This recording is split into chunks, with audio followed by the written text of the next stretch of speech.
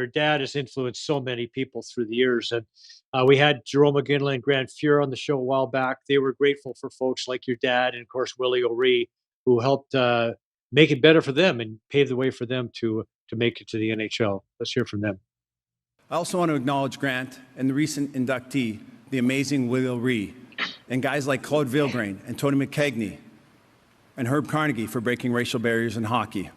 And I know it's thanks to guys like Grant and Willie who made me know that my dream of playing in the NHL was attainable.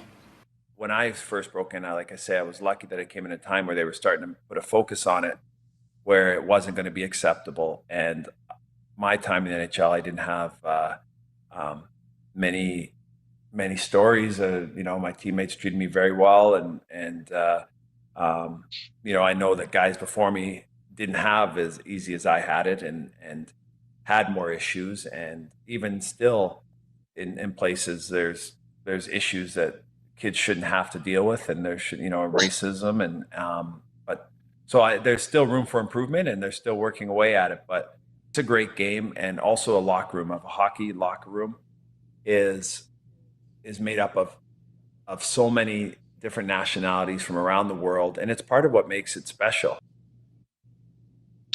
Was that your experience too, Grant? Was that the game was special in a lot of ways, and that you didn't experience? It sounds like neither you nor Jarome experienced a lot in terms of the racial issues.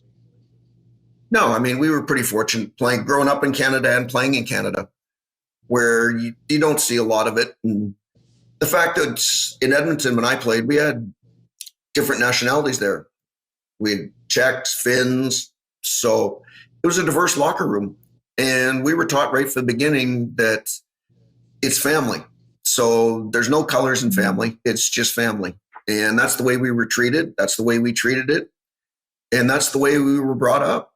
So for me, it made it a lot easier. And some of the guys like Willie, Val James, Mike Barson, Bill Riley, guys like that had to go through a much tougher time, where I think I was pretty fortunate, where I walked in to a great locker room, and a really talented locker room. So that's all anybody saw, is that we were winning. And being a goalie, you're behind a mask. So that probably helped a little bit as well. So they're talking about the locker room experience. And I think, that's where it was kind of like probably where your dad really felt at home, especially probably playing with, Ozzie and McIntyre. They had some connection there with their, those with each other and the rest of the players. There seemed to be a camaraderie that was good. My father said that the players always treated him well. But there was some delineation between sometimes where they could live. So the actual teamwork and the practicing and whatnot was fine. But I know when my father lived up in the Timmins area, one of the managers had put together a complex for the players, and my dad and my mom were the only ones not allowed to live there. Mm-hmm. So it, there was stuff that happened that they dealt with, but generally, my father felt accepted, and he even said that there were many times that when they were playing other teams, sometimes the fans on the other team were so excited about the three black guys that were out there that they would get cheered on occasions. Mm-hmm. They'd also get the opposite as well. So, it just depended on where you were and who was in the audience.